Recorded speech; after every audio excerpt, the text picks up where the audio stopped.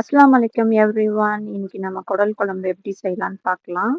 நான் வந்து குடல் வந்து ஒரு 2 நிமிஷம் வந்து வெந்நீல போட்டு வச்சிருக்கிறேன்.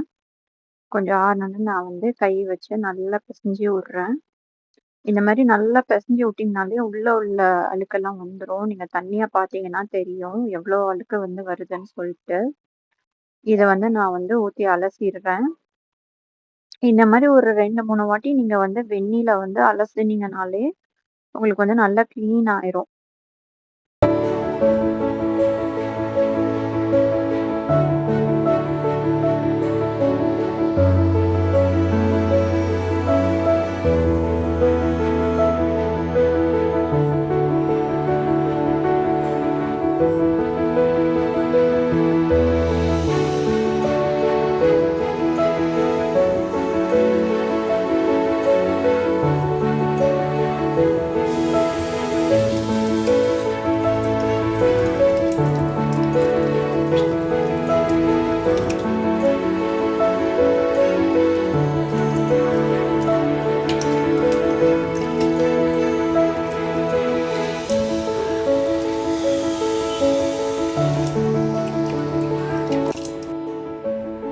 நல்லா இப்போ பார்த்தீங்கன்னா, நான் வாஷ் பண்ணி நல்லா வந்துட்டு தண்ணி வடிச்சு வச்சிருக்கேன். எவ்வளோ கலர் சேஞ்ச் ஆயிருக்கு பாருங்க.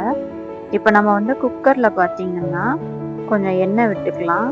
நான் வந்து தேங்காய் எண்ணெய் யூஸ் பண்ணுவேன். அதனால தேங்காய் எண்ணெய் விட்டுருக்கேன். நீங்க என்ன சமையலுக்கு யூஸ் பண்றீங்களோ, அந்த எண்ணெய் வந்து ஊத்திக்கோங்க. 1 கப் அளவுக்கு சின்ன வெங்காயம். சின்ன வெங்காயம் போட்டிங்கன்னா, உங்களுக்கு கிரேவி பதம் நல்லா வரும். அதனால நான் சின்ன வெங்காயம் போட்டுருக்கேன். கொஞ்சோண்டு கல் உப்பு போட்டு நீங்க வதக்குனீங்கன்னா சீக்கிரம் வதங்கிடும்.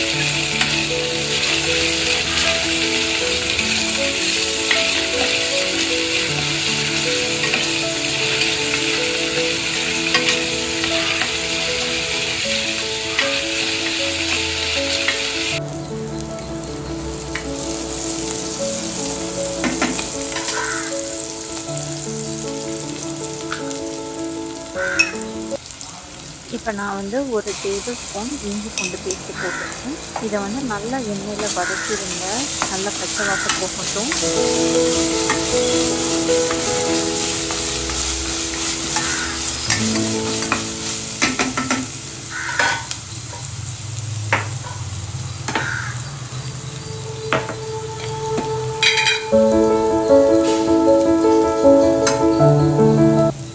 இப்போ பார்த்தீங்கன்னா நல்லா பச்சை வாசம் போயிட்டு, ஸோ இப்போ நான் வந்து கரம் மசாலா போடுறேன். அப்புறம் வந்து சோம்புத்தூள், அப்புறம் வந்து சீரகத்தூள்.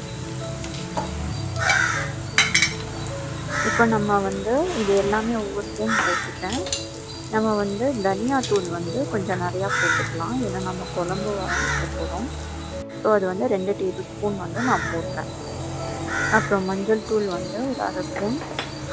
அப்புறம் வந்து மிளகாய் தூள் வந்துட்டு 1 ஸ்பூன் போடுறேன். நீங்கள் மிளகாய் தூள் வந்து பெப்பருக்கும் இதுவும் வந்து அட்ஜஸ்ட் பண்ணி போட்டுக்கோங்க. ஏன்னா நம்ம இதில் வந்து பெப்பரும் போடுறோம்.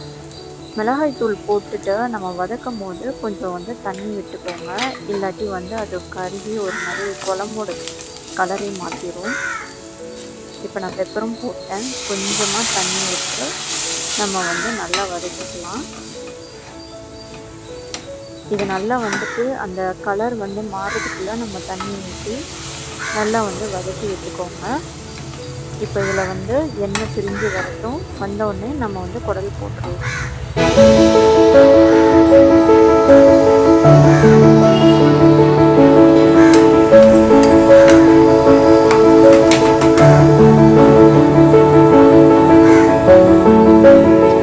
இப்போ பார்த்தீங்கன்னா நல்லா எண்ணெய் பிரிஞ்சு வந்துட்டு, இப்போ நம்ம வந்து தண்ணி வடித்து வச்சுருக்க குடல் வந்து போட்டுடலாம்.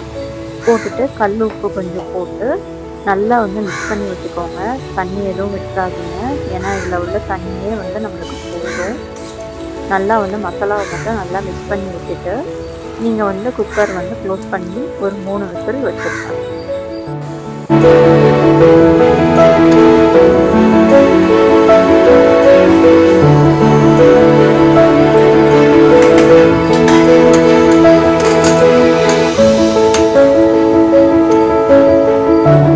குக்கர் விசில் வரட்டும். நம்ம அதுக்குள்ளே வந்துட்டு சிங்க் அப்படி க்ளீன் பண்ணிடலாம். ஏன்னா நம்ம வந்து குடல்லாம் வாஷ் பண்ணக்கப்புறம் பார்த்தீங்கன்னா பயங்கரமாக ஸ்மெல் வரும். ஸோ அதனால் அந்த பாத்திரத்தெல்லாம் உடனே வந்துட்டு நல்லா சோப் போட்டு வந்துட்டு வாஷ் பண்ணிடுங்க. சிங்கையும் நல்லா வாஷ் பண்ணிடுங்க. நான் வந்து ஸ்மெல்லுக்காண்டி வந்துட்டு லைஃப் பாய் ஹேண்ட் வாஷை போட்டு வாஷ் பண்ணியிருக்கேன். நீங்கள் டெட்டால் கூட போட்டுக்கலாம். அங்கே வாஷ் பண்ணிட்டு வர்றதுக்குள்ளே இங்கே வந்து குழம்பு ரெடி ஆயிடுச்சு. நீங்கள் பார்த்தீங்கன்னா தெரியும் உங்களுக்கு எவ்வளோ தண்ணி விட்டுருக்குன்னு சொல்லிட்டு. நான் தண்ணியே ஊற்றாம தான் வந்து க்ளோஸ் பண்ணேன். ஆனால் எவ்வளோ தண்ணி விட்டுருக்கு பாருங்கள். ஸோ இதுவே நம்ம வந்து குழம்பு மாதிரி வந்து யூஸ் பண்ணிக்கலாம்.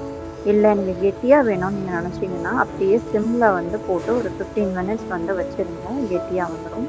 இதை நம்ம தோசைக்கு, ரைஸுக்கு எல்லாத்துக்கும் வச்சு சாப்பிடலாம். செஞ்சு பார்த்துட்டு என்ஜாய் பண்ணுங்கள். தேங்க்யூ.